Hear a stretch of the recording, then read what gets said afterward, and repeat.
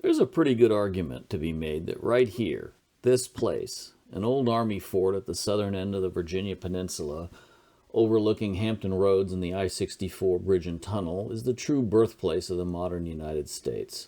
Not Lexington, not Concord, not Bunker Hill, but right here at Fort Monroe, Virginia.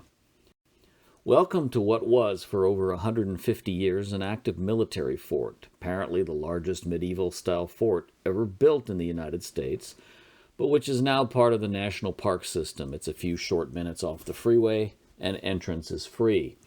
There's some historical buildings, including a house Lincoln stayed in during the Civil War, and another that served as the home of then-Union officer Robert E. Lee before the war, and a few cannons and a pay-what-you-want museum. But the reason we came here last week with our William and Mary class was because this place is where two critical events that were essential to the formation of the United States as we now know it took place, yards apart, but also centuries apart. In 1861, soon after the start of the Civil War, Union General Benjamin Butler, who perhaps not coincidentally was a Massachusetts lawyer in civilian life, either created or was the first to apply an unusual argument that eventually became part of the legal foundation for Lincoln's Emancipation Proclamation in 1862, and the later adoption of the 13th Amendment that, at least de jure, barred slavery in 1865. Three enslaved men, Frank Baker, James Townsend, and Shepard Mallory were their names. They'd been leased to the rebel army to build fortifications at Sewell's Point across Hampton Roads in Norfolk, and they escaped and sought protection here at Fort Monroe.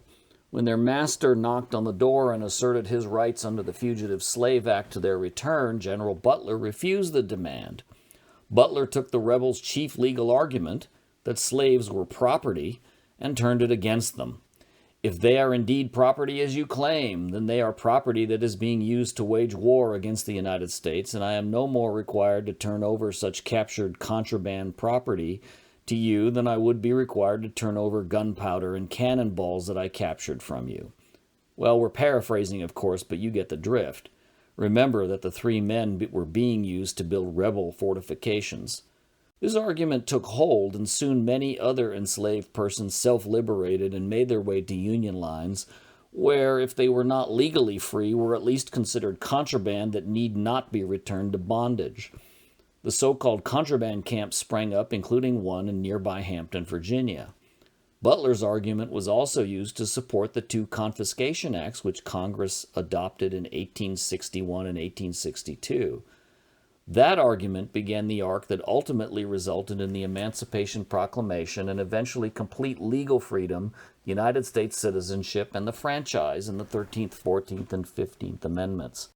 This place serving as the vortex for critical events is also because just yards away, over there past the flagpole, but 242 years earlier than General Butler's decision, in 1619 to be precise, a time nearly as distant from 1861 as we are today in 2020, removed from 1776, the first Africans landed in the New World.